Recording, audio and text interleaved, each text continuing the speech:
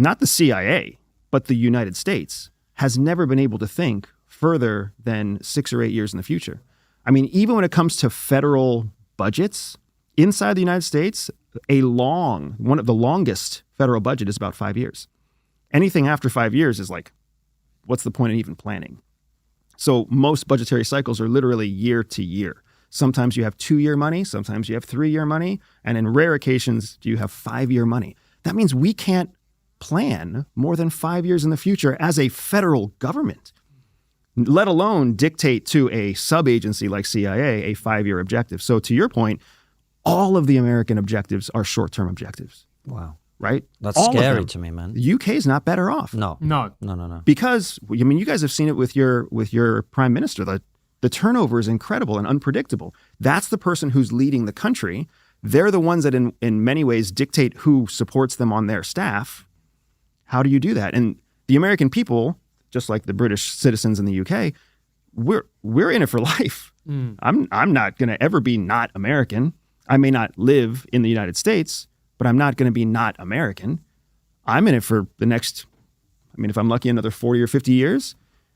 How can we only be making decisions 2 to 3 years in advance? No, that's a totally fair point. I've been saying this for a long time. The one advantage authoritarian regimes have is the ability to plan on a 20, 30 years timescale. Now, that has trade-offs, negatives too. But Correct. What I'm asking is slightly different though, Andrew, which is the reason I think people sometimes criticize CIA operations or decisions and stuff like that is they go, well, did you not think that when you give these cave-dwelling Islamists weapons and money and whatever, that wouldn't just end in that moment when they defeat the Soviets? It actually will create things down the line, and you're messing with things perhaps that you don't understand well enough in a region that's very old and very complicated, and you're pushing buttons here that the results will show. It's like it's a completely different example, but we were talking about this the other day. Like, we've done interviews 5 years ago when we were completely different people. We've changed over time, that people now use against us to criticize us for something, right?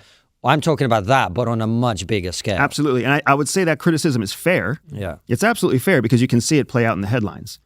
But the reality of it is that you don't know what the future holds. There's this concept that we have in CIA called the cone of uncertainty. And the cone of uncertainty is, if you imagine like a party hat, like a birthday hat, those conical hats, and you put it with a string that goes through it. The string is the timeline, and then the cone is here at the end. You know exactly what happened in the past.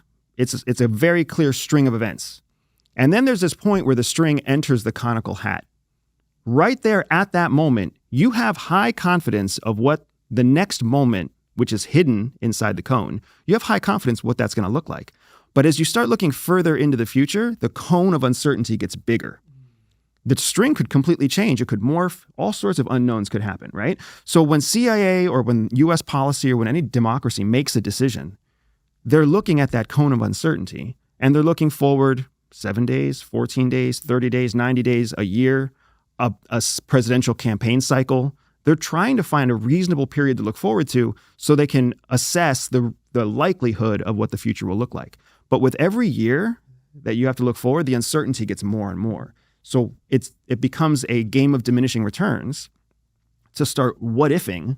Well, what if this and what if that? You know what nobody was thinking about in 1988 when they were arming the Mujahideen? Nobody was thinking, well, what if this group transforms into something called Al-Qaeda and become Islamic extremists that somehow learn how to target the World Trade Center in the United States, in the financial capital of the world? Nobody was thinking about that in 88.